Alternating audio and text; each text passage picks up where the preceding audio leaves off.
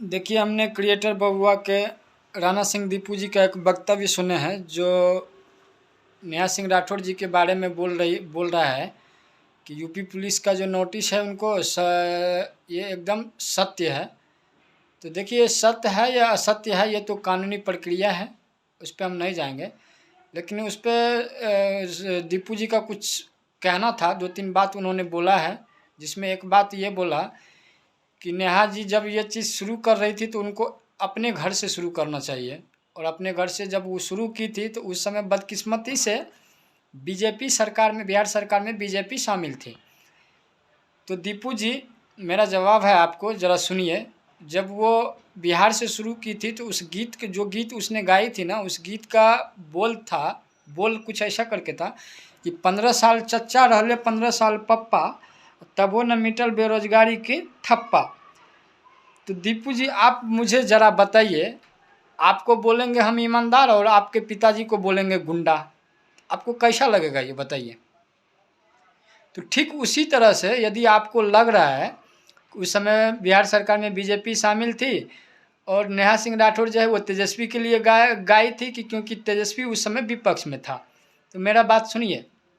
तेजस्वी को ठीक उसी तरह ठीक नहीं लगता जिस तरह से आपको, यदि आपका हम बड़ाई करें, बोलें कि राणा सिंह दीपू ईमानदार है और राणा सिंह दीपू का पिताजी जो है वो एकदम गुंडा है, डाकू है, डकैत है, आपको बिल्कुल कहीं से भी ठीक नहीं लगेगा। तो उसी तरह से यदि वो विपक्ष के लिए गाती तो तेजस्वी यादव इस पर उंगली उठा सकता था, क्योंकि उसमें तेजस्वी का, आप ही का कहना है कि तेजस्वी का बड़ाई किया गया।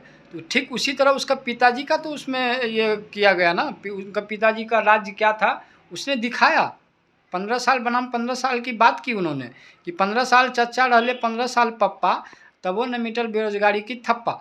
तो चाचा कौन है, पापा कौन है, वो पूरा जग जाहिर है, पूरा बिहार को पता है कि तेजस्वी जी नीतीश जी को चाचा बोलते हैं और लालू जी उनका तो पापा है ये है। अब आ जाइए दूसरी बात पे कि आपको पता नहीं क्या बोले हम, आपको तो बीजेपी का प्रवक्ता बन जाना चाहिए थे भाई साहब। यदि वो लोग नहीं नोटिस ले रहे हैं ना तो आप ज़बरदस्ती बन जाइए, और बनने लायक हैं भी आप। बात कर रहे थे छपरा कांड पे। छपरा कांड पे आपने क्या किए थे? आप बोले कि हम आवाज़ उठाते हैं।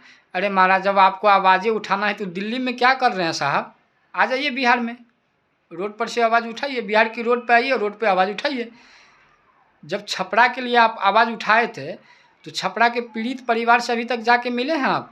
आपने लिखे थे अहिर विधायक, अहिर मंत्री, अहिर दरोगा। आपने अभी तक छपरा की पीड़ित परिवार से मिले या नहीं मिले, ये चीज़ तो ज़रा आप बिहार को बताइए। दूसरा चीज़, जिस अहिर विधायक, अहिर मंत्री, अहिर दरोगा के नाम किए, उस अहिर दरोगा को उसी वक्त सस्पेंड कर दिया गया था, और बाद बाकी बचा अहिर विधायक और अहिर मंत्री।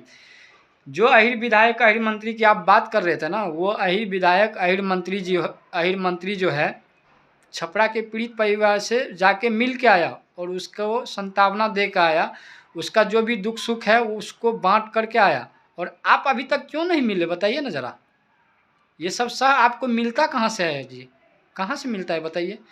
और आपको तो आजकल जाति का रंग इतना चढ़ चुका है ना। आपको देखे हम, जनता जंक्शन का जो एक एंकर है प्रशांत राय, अब उनके बारे में क्या बोले हम। उनका तो वीडियो ऑलरेडी मेरे पास है, उस पर वीडियो बनाएंगे हम एक दिन।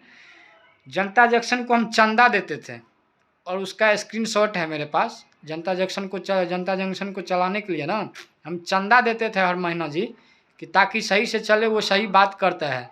जब जनता जंक्शन की शुरुआत हुई थी ना, वो अच्छा काम कर रहा था, रोड पे जाके लोगों की आवाज़ उठाते थे, लोगों की बात करते थे, लोगों के हक की बात करती थी, जो लोगों के हक में होती थी। और अभी पता नहीं आप सबको जाति का रंग ऐसा चढ़ गया ना महाराज, कुछ दिखबे नहीं करता है जी। छपरा कांड पे आप बोलने आ गए थे, कटिहार में कौन सा दही जम गया था जी आपके मुंह में? काहे नहीं बोले थे कटिहार के लिए? उस समय कौन सा दही जम गया था? यही आवाज़ उठाते हैं। मतलब कहीं बैठ के 5 से 10 मिनट का वीडियो बना लेंगे, उनसे लाखों करोड़ों लाखों रुपया का, हजारों लाखों का कमाई कर लेंगे हम। आपको क्या लगता है यूट्यूब, फेसबुक यदि पैसा नहीं देता तो ये सब चीज़ करते हैं आप? 5 से 10 मिनट का जो वीडियो बना के डाल देते हैं, आप डालते? बिल्कुल नहीं डालते। आप आवाज़ नहीं उठाते, आप पैसा उठाते हैं महाराज, समझे। और एक चीज़ और बोले थे आप, उसका हम नेक्स्ट वीडियो में बोलेंगे, ठीक है। आप अनामिका एक कवि है, अनामिका एम्बर जी, उसको बिहार में मतलब उसका कार्यक्रम नहीं होने दिया। एक चीज़ मुझे बताइए, अनामिका एम्बर जी का कार्यक्रम क्यों होने देगा?